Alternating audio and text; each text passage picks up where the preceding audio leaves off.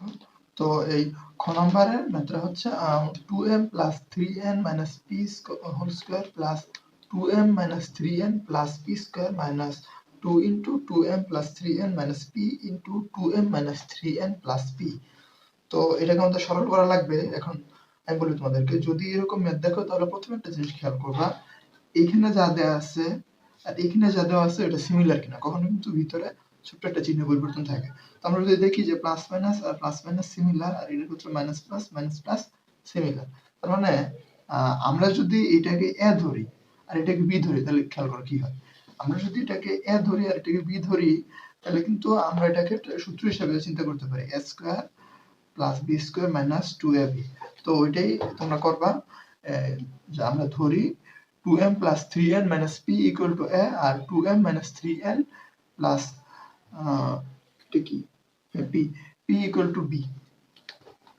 তো এটা করার পরে প্রদত্ত রাশি, এবং আমরা যখনই এটাকে a আর b ধরি তখনই ব্যাপারটা এরকম হয় a square plus b square minus 2ab। এখন ব্যাপারটা খেয়াল করো যে জাস্ট একটু সাজালেই কিন্তু a square minus 2ab plus b square equal to a minus b whole square.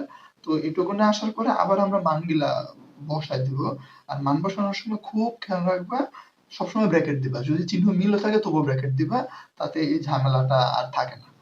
তো আমরা মানগুলা বসানোর পরে এই পাশটা তো থাকবে এখানে, আর মাইনাসের সাথে এটা গুণ হয়ে যাবে।